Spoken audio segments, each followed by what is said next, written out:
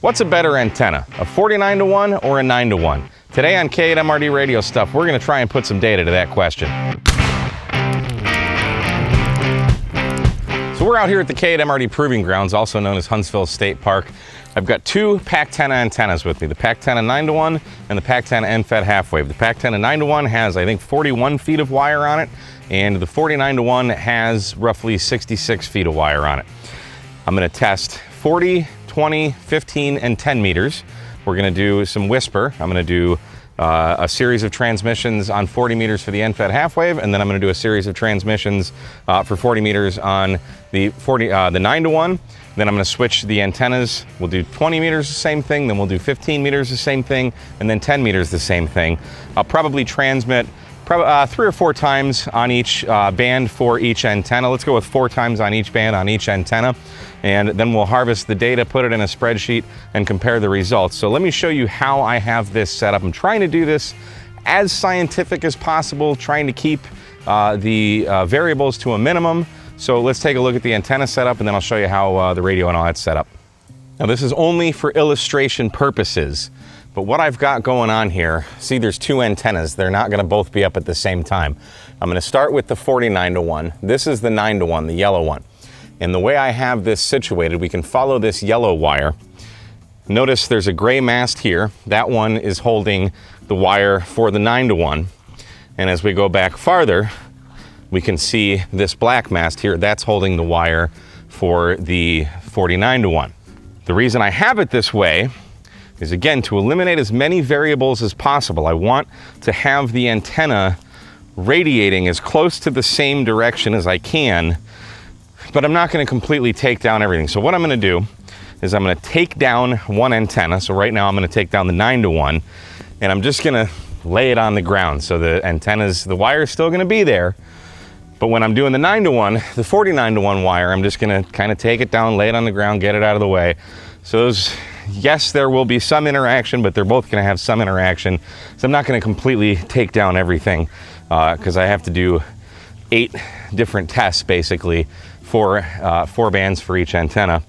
And it's going to be 104 degrees today, I think, and I don't really feel like doing all that. This should be good enough. We're going to harvest some data.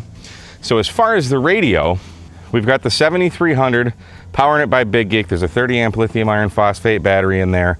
We're going to use the Evolve 3 to run Whisper on WSJTX.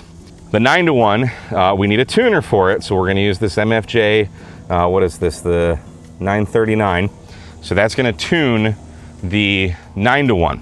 Also, looking at the back, this is important. I've got this choke from ABR going in, and then I've got a little jumper of Messi and Poloni. This is the Hyperflex 10 going into the tuner, and then we're using, as the feed line, this is 50 feet of Messi and Poloni Ultraflex 7 Sahara that's going to be the coax for both. So the only variable in the antennas is going to be the antenna and then the tuner there. The main feed line is going to be exactly the same. Also on the 9-to-1, I am running, we can see this yellow wire here. There is a approximately 17-foot counterpoise wire that I have going on that. So that's the setup. I think we've just about covered everything, and I am going to get to playing radio. Now, one thing to note while I'm doing this, I'm making sure every time I change antennas and change bands, I'm adjusting the power slider in WSJTX to make sure I'm keeping the ALC at 0. I'm running 8% power on the 7300, which is about 5 watts. And I'm adjusting that slider until I see no ALC, and I'm getting literally 1 bar of power out. So whatever that actually equates to, I have no idea, but that's what's happening for every single antenna and every single band. So trying to keep it as scientific as possible. All right, we're back at Casa de Murder. I've got all of the data contabulated in my fancy spreadsheet, so let's hop on over and look at these exciting results. I was actually kind of surprised at this, so let's take a look.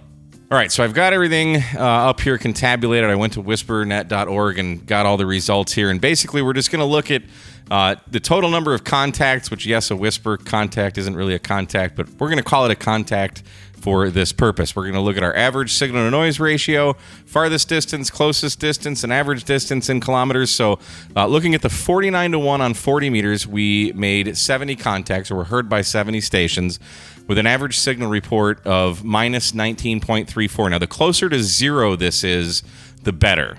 We're going to be looking at negative numbers, so the closer to zero, the better. Farthest distance was 2715, closest 269 kilometers, average distance 1330 kilometers. Looking at the 9-to-1, we only got 41 contacts, and our average signal to noise ratio was a bit lower at minus 22. Farthest distance 2634, closest distance 269, average distance 1063 there. Now let's take a look at the 49-to-1 on 20 meters. 20 was on fire today. We got 296 contacts with an average signal to noise ratio of minus 1459. Furthest distance, 8,583 kilometers, and the closest is 290 kilometers.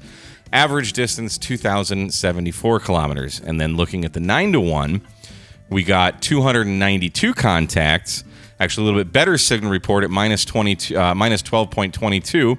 Farthest distance, that same 8583. Closest distance, 554, with an average distance of 2,220 kilometers. Let's take a look at the 49-to-1 on 15 meters. We got 100 contacts. Average signal to noise ratio report was minus 18.42. Farthest distance, 7,700 kilometers. Closest, 931, and average 2,274 kilometers. Looking at the 9-to-1, we got 98 contacts, so not too much different. Minus 1817 for signal to noise, same 7,700 farthest distance, 931 closest, and an average of 1,832 kilometers average. And then let's take a look at the 49-to-1 on 10 meters. We actually got 34 contacts, which is kind of surprising given 10 meters propagation lately, but our average signal to noise ratio was minus 1365. Farthest distance 1,750 kilometers. Closest was 1,078, and our average was about 1,444. And then on the 9-to-1, same 34 contacts, minus 20 signal to noise report.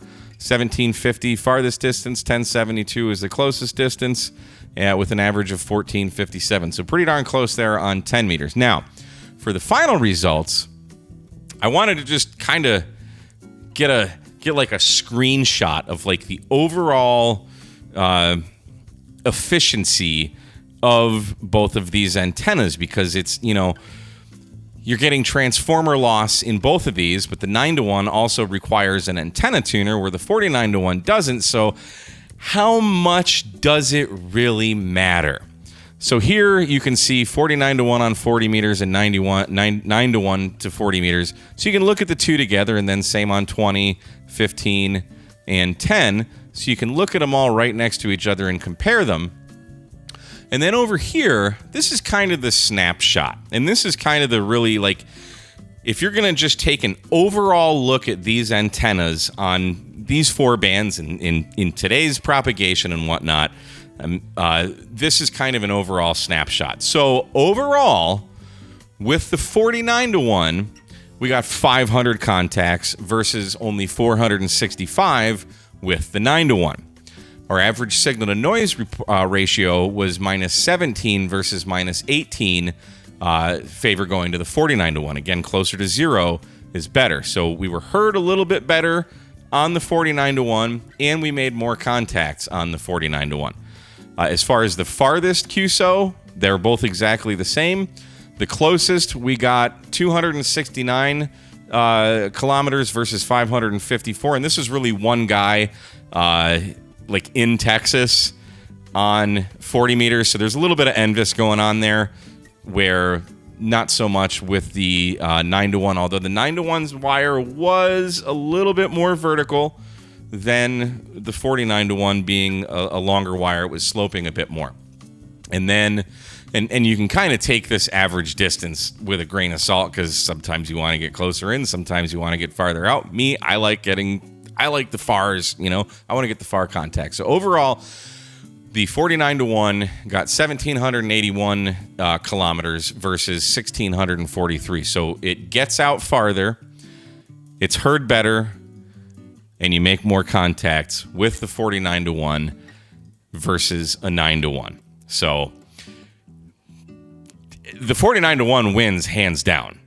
But it's important to say this is only one test in one day over the course of a couple hours. I tried to keep it as scientific as possible. Obviously, if we go out multiple days and repeat this and harvest more data, these things could change. But I thought this was a really fun experiment to go out, take a snapshot of two antennas, and really see, how much do we lose in terms of efficiency by using a 9-to-1, an antenna that needs an external antenna tuner. Like the tuner in your radio most likely is not going to be able to tune a 9-to-1 unless you have like a G90 or a lot of the portable radios have a higher capability of tuning mismatched antennas. Your standard like shack radio, if you will, like the 7300 or like the 991 or the FTDX10. These kinds of radios, they're just not built to tune this kind of antenna. So overall, though, only 35 contact difference between the two over the course of a few hours I was doing this test. So there's really not as much difference as I was expecting with this. So the benefit, I mean, you could take benefits of both. The 9-to-1 isn't resonant intentionally on any band, so you can use a tuner and kind of get it to match up a little better. Now, keep in mind, my wire was only 41 feet versus the 66 feet. I could go a longer wire with the 9-to-1, a non-resonant length. I'd be interested to see what those results are. Maybe I'll do that again sometime in the future. But the benefit of a 9-to-1, you're not using as long as a wire. So generally, when I'm using that antenna, I have a 43-foot mast that I'll just run it as a vertical, and it's the transformer is just a foot or two off the ground. Run a tuner in line, and the benefit is you can tune it on anything. That MFJ tuner I have, and I did a video at some point, I don't remember when, but it'll tune like 160 to 10 meters with that tuner, no problem. So that's one of the benefits of using a 9-to-1, whereas that 49-to-1, you got the 4 bands. Now I have mine linked for 17 meters as well, so I can unhook that and get a 5th band. But even if I were to tune it, I think that mismatch might be a little more different to make it less efficient than a 9-to-1. Does that make sense? So because you're tuning a resonant antenna on a non-resonant band, and it's got a lot more transformation than it's doing in a 49-to-1. So, yeah, that's tough, man. This is an interesting experiment. They both have their features and benefits. So interesting. So anyway, just wanted to get this out there. I thought this was a fun experiment. Let me know your thoughts. Thanks for watching, and we will see you again on another episode of K8MRD Radio Stuff. 73, guys.